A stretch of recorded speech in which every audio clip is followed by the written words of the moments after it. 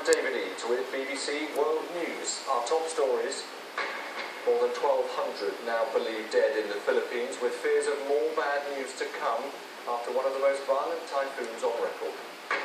Negotiations with Iran continue in Geneva, but talking to the BBC, Iran's foreign minister dampens hopes of a deal on his country's nuclear program now.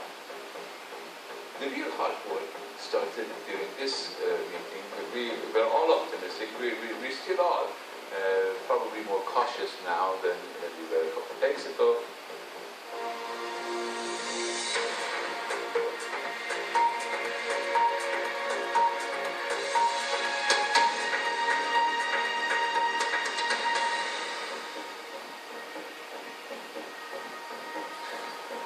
Hello, we start in the Philippines, where one of the strongest typhoons the world has ever witnessed is now believed to have claimed far more lives than initially reported.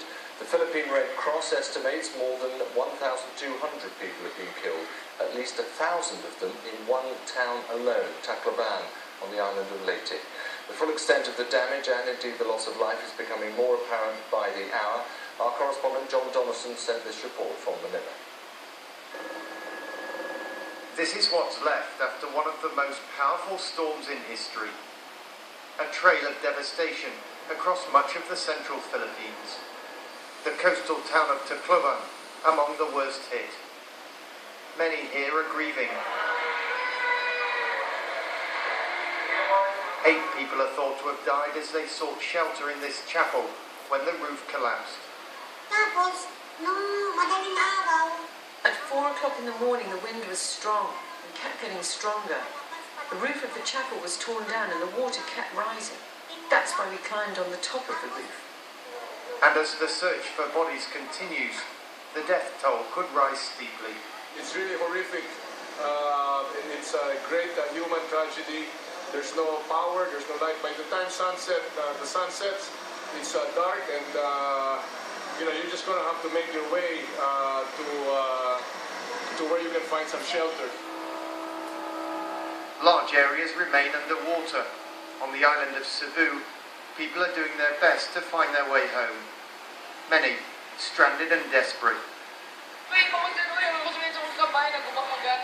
What will I do now? My house is destroyed. I didn't anticipate the winds to be that strong. Aid agencies are warning tens, if not hundreds of thousands of people may have lost their homes. The operation has now begun to try and get aid into the worst affected areas, but they're pretty much cut off. The only planes allowed there are these huge military aircraft. Tacloban seems to have been in the eye of the storm.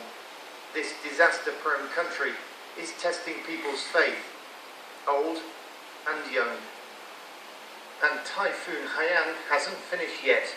It could hit Vietnam on Sunday. John Donaldson, BBC News, Manila. The Iranian foreign minister has told the BBC